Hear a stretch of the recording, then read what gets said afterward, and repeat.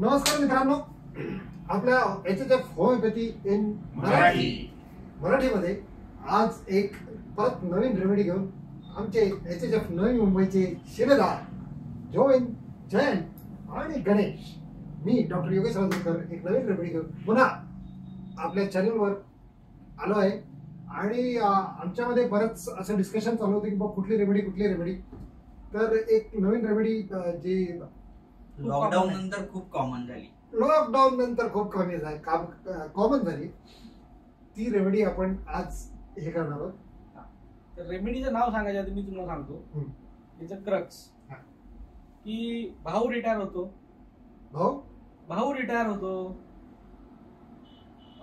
मुलगा रिटायर होतो, सून रिटायर होते, पण शेवटपर्यंत एक व्यक्ती रिटायर होत नाही, ती म्हणजे आई रिटायर कुठे होते? आई कधी रिटायर होत नाही. हे रिटायरमेंट ही जे आहे हे या रेमेडीचं क्रक्स आहे. तर रेमेडीचं नाव आहे नॅट्रम आर्स. या रेमेडी बद्दल आपण आज जाणून घेणार आहोत. त्याच्यामधले 2-3 महत्वाचे पॉइंट्स आहेत. सगळी रेमेडी घेत बसण्यात अर्थ नाहीये. जेवढे कॉमन फॅक्ट जे तुम्हाला 10 मध्ये 9 पेशंट दिसतील. एक्झॅक्टली जे कॉमनेस्ट दिसणार आहे, जे आम्हाला आता जे कॉमन आम्हाला सापडतात, आम्ही देतो फटाफट पेशंट बरे होते, त्या कॉमन फॅसेट्स आम्ही सगळेजण एक एक उदाहरण सांगू त्या हिशोबाने. त्याच्यामध्ये सगळ्यात पहिली थीम आहे ती समजून घेण्यासारखी आहे. यान शोल्टन यांनी नॅट्रम आर्ससाठी थीम दिली आहे रिडंडन्सी. रिडंडंट हे जर तुम्ही डिक्शनरीत बघितलं किंवा मराठीत मिनिंग बघितलं रिडंट, तर त्याने म्हटलंय की अनावश्यक अतिरेक किंवा ते काय होतं अनावश्याधिक.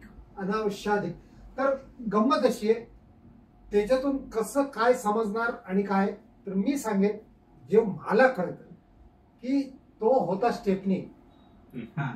तो मेन टायर नव्हताच, तो स्टेपनी होता. आणि त्यांनी स्टेपनी म्हणून राहायला पाहिजे की बाबा ऐन वेळेला पंक्चर झालं तर मी काम करेन. पण असं झालं की बाबा मेन टायरच काम करत नाही आणि या स्टेपनीलाच अख्खी गाडी ओढायला लोड आला. स्टेपनीवर लोड आला. तर मग स्टेपनी म्हणते अजून किती वेळ मी हा लोड ओढायचा आहे.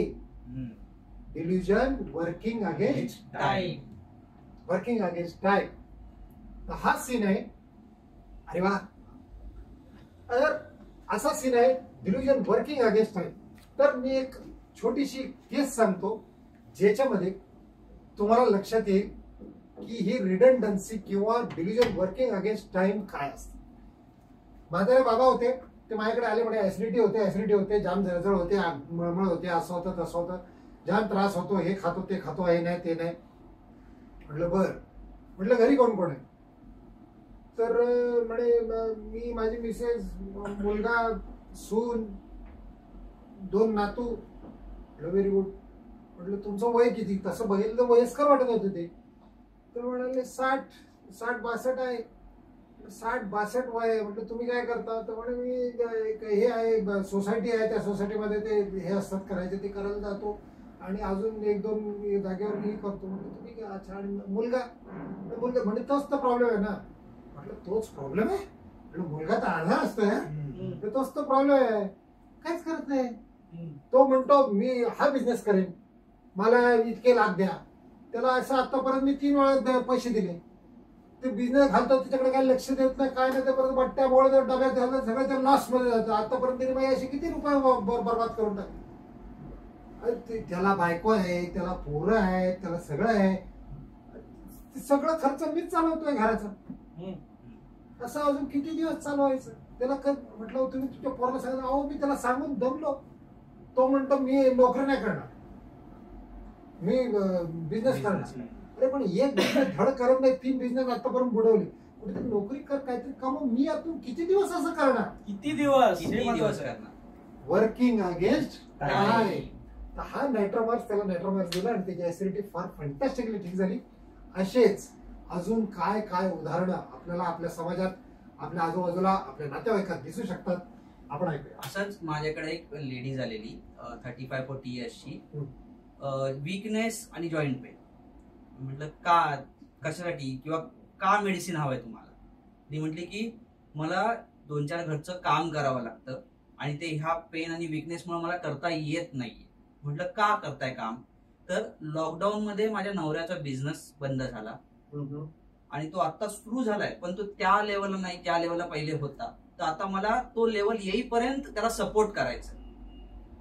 पण मागचं 1 वर्ष झालं, 1.5 वर्ष झालं मी सपोर्ट करते, लॉकडाऊन होऊन संपूर्ण आता 2 वर्ष पण तरी बिझनेस लाईनवर त्याचा आला नाहीये. मग तो बोलतो की अजून थोडे दिवस मला मदत कर. पण ती होते किती दिवस अजून मी काम करणार, किती दिवस वर्किंग अगेन्स्ट टाइम, किती दिवस. 1 वर्षासाठी मी विचार केला चल 6 महिने वर्षभर मी करीन. आता 2 वर्ष झाली तरी मला अजून काम करावंच लागतंय.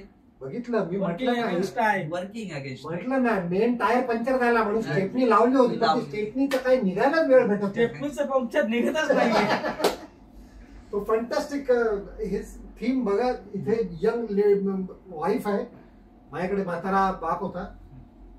जयंत सर, आता हे जे मी सांगणार हे खूप कॉमन आहे. हे आजच्या या कॉर्पोरेट लाईफ मध्ये हे जे मी केस सांगणार ही खूप कॉमन आहे. तुम्हाला रोज भेटेल. एक आजीबाई होती, मुलगा कामावर, व्हेरी गुड, सूनबाई कामावर. EMI लोड आहे, सगळ्यांचा EMI लोड असतो, त्यामुळे दोघांना वर्किंग करायला लागतं, नवरा बायकोंना. मग सूनबाई कामावर, मुलगा कामावर, एक ऑटिस्टिक मुलगा, नातू ऑटिस्टिक आहे. हा, नातू ऑटिस्टिक. आणि दिवसभर ही आजीबाई स्वयंपाक करते, धुणं भांडी करते, ते ऑटिस्टिक मुलाला बघते. तुम्हाला आजीबाई तुम्हाला काय टेन्शन काय आयुष्यात खंत काय, म्हणजे काय तुमच्या काहीतरी आयुष्यात काहीतरी बिघडलंय काय. डॉक्टर साहेब काय सांगू, हा मुलगा जातो, सून जाते, हा मुलगा असा ऑटिस्टिक, कधीपर्यंत मी करणार डॉक्टर साहेब. आयुष्यभर केलं डॉक्टर साहेब, आयुष्यभर केलं, यांना वाढवलं. आम्हाला कधी आमच्यासाठी कधी टाइम भेटणार, किती करू आता मी, कधीपर्यंत करू मी, कधीपर्यंत करू. Delusion working against time. खूप कॉमन भेटतं की आता हे कॉर्पोरेट लाईफ मध्ये की घरात कोण असतं, नवरा बायको दोन्ही कामावर जातात. ऑटिस्टिक मुलगा जरी नसला तरी नॉर्मल मुलगा जरी असला तर ते मुलं सांभाळायचं. बरोबर. कधीपर्यंत करणार डॉक्टर साहेब. This is working against time. Fantastic. आता एक अजून खोपडी आपल्याकडे, डेंजर खोपडी आहे. जोविन एक आयडिया, एक केस सांगेल. जोविन सांगेल. रिडंडन्स हा वर्डला बरेचसे फॅसेट्स आहेत ऍक्च्युली. हे एक झालं की त्यांना आराम भेटत नाही, त्यांना रिटायरमेंट भेटत नाही, कामापासून आराम भेटत नाही, किती वेळ अजून करू, हे एक फॅसेट झालं. आणि एक होतो की जेव्हा एक नवीन टेक्नॉलॉजी येते तेव्हा जे ओल्ड टेक्नॉलॉजी असते प्रेझेंट मध्ये ती रिडंडंट होऊन जाते, ती अनावश्यक होऊन जाते, ती ओव्हर एक्स्ट्रा होऊन जाते. त्या कंपनीला त्याचं काही काम नसतं. तसं एक आजोबा होते, त्यांना पार्किन्सन्स आहे आणि ते खूप वाकले आणि बॅकमध्ये सॉलिड स्पॅझम होतं त्यांना. तर त्यांचं म्हणणं असं होतं, नाही होतं डॉक्टर साहेब मेरे पेट्रोल, नाही होत माझ्याकडनं. आता पेट्रोल पंप चालवतोय आणि ते तेव्हापासून ते GST आलाय आणि हे आलंय आणि ते आता ते स्कॅन करून हे करतात, त्याचा GPay, credit card, debit card, हे सगळं अकाउंटिंग वगैरे आपल्याला जमत नाही. ते आता नवीन याच्यामध्ये ना तो आपल्याला होत नाही, असं काय कामाचं असल्यासारखं वाटत नाही कधी कधी. दिस इज, या रूटने ते वर्कलेस फील करतात, कारण मी I am not able to keep up with the time. मी खूप इम्पॉर्टंट आहे, समजून घ्या. जो वापस परत एकदा व्यवस्थित समजा, खूप महत्वाचं. हे नवीन बदलत्या काळाबरोबर मी ऍडजस्ट होऊ शकत नाही, किंवा मी I am not able to keep अपला कसं म्हणणार, मी मागे पडलो. वर्किंग अगेन्स्ट टाइम म्हणजे काळ पुढं फार वेगळा बदलत चाललाय. एक्झॅक्टली. आणि माझा काळ होतो तेव्हा ते सगळं पेपर वर्क होतो आणि हे सगळं चाललंय दिस वर्किंग अगेन्स्ट टाइम. त्यांचा काळ गेला, तो त्या काळाच्या पण पुढे जाऊन त्याला काम करावं लागतंय. इथे त्यांना ते रिडंडन्सीची फिलिंग येत होती, त्यांना डॅटर मार्क केलेला. आणखी थोडा समजा डॉक्टर साहेब. रिडंडन्स म्हणजे कसं ना, आता आपण एक फॅसेट झाला की जेव्हा आपण समजू बेंचवर काही वर्कर्स ठेवलेत आणि एक मेन टीम आहे. आता मेन टीमला काहीतरी प्रॉब्लेम झाला, सगळ्यांना कोविड झाला समजा, आणि बेंचवरचे आपण उचलले आणि ठेवले आणि त्यांना परत घेतलंच नाही. आता हे जे थोडं हे लोअर क्वालिटीचे म्हणा, लोअर क्वालिफिकेशनचे म्हणा, यांनी सगळं लोड हँडल केला, तर कंपनी म्हणते तूच घे सगळं. मग ह्या लोकांना जे बेंचवरून आलेत ना, ह्या लोकांना ती फिलिंग येणार की खरं आमचं हे काम नाहीये, पण आम्ही हे अजून किती दिवस किती ओढायचं मेन टायर पंक्चर झालाय डेफिनेटली कधी माल ओढू किती ओढायचं. म्हणजे ते जे काका होते जे पेट्रोल पंप चालवायचे की माझ्या काळात ठीक होतं, पण आता काळ बदललाय, मी अजून किती ओढणार, मला आता ओढायला जमत नाही. ही फिलिंग असते. कारण की खूप कॉमन आहे, खूप कॉमन आहे. ही अशी नायट्रो मार्सची फिलिंग आहे. ही नायट्रो मार्स तुम्हाला तुमच्या क्लिनिक मध्ये, तुमच्या नातेवाईकात, तुमच्या आजूबाजूला, शेजाऱ्या पाजाऱ्यांमध्ये नक्की सापडते. नक्की लावा, देऊन बघा. होमिओपॅथी एवढं सुंदर विज्ञान आहे, एवढं सुंदर विज्ञान आहे. ते जितके लोक आहेत ते तुम्हाला खरंच मनापासून थँक्यू म्हणतील. तुम्ही त्यांना अशा परिस्थितीतून बाहेर काढा. परिस्थिती बदलणार नाही, पण त्यांचा बघण्याचा दृष्टिकोन बदलेल. हे आम्ही तुम्हाला आता वरच्यावर दाखवलं. सेमिनार मध्ये तुम्ही जेव्हा याल त्यावेळेला केवाय सरनी आणि राजेंद्र बसके सरनी असे केसेस दाखवले आणि असं एक्सप्लेन केलेलं. हे तर आम्ही फक्त आता एक झलक दिली तुम्हाला. अजून खूप फॅसेट्स आहेत या एका खूप वर्ड facets मध्ये, खूप आहे facets आणि आहेत. खूप कॉमन आहे. हा. रोज पेशंट मिळतात त्याचे. हो राईट. त्यामुळे सेमिनार वेबिनार मिस नका करू याची टेपची. हा. ब्रह्मास्त्र ब्रह्मास्त्र आता लॉन्च होणार आहे. अर्थरायटिस, जॉईंट पेन्स, अर्थरायटिस हे सगळ्यात पहिलं आता ब्रह्मास्त्र हे केलेलं आहे. असेच आम्ही पुढे नायट्रामास ही जॉईंट पेन साठी कॉमन रेमेडी आहे. असे बरेच फॅन्टॅस्टिक एक्झाम्पल्स अजून येत राहतील. अजून आपण सांगत राहू.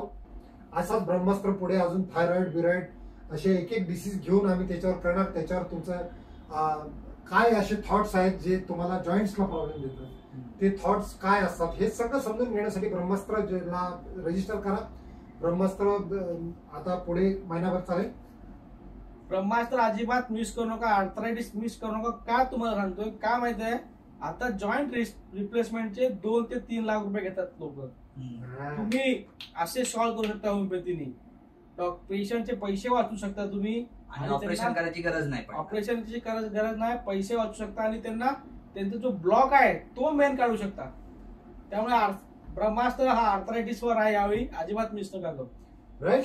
सो मित्रांनो, चॅनलला सबस्क्राईब करा, लाईक करा, आणि शेअर तुमच्या करा. होमिओपॅथिक मित्रांना कॉलेजच्या शेअर करा. ग्रुपवर कॉलेजच्या शेअर करा. ग्रुपमध्ये सगळीकडे शेअर करा. सेल्फी होऊ नका. सगळ्यांना कळू दे होमिओपॅथी काय आहे ते, किती सोपी आहे. आणि सगळ्यांनी कमेंट करा. हे जी पाठवलेले टिप्स आहेत तुमच्या क्लिनिकला वापरा. पेशंट बरे झाले तर मग आम्हाला नक्की कमेंट मध्ये लिहून पाठवा कसं वाटतं. आणि पेशंट बरे आले की नक्की कमेंट करा. आम्हाला खूप बरं वाटतं की आमचं काहीतरी काम सार्थक झालं. Yes.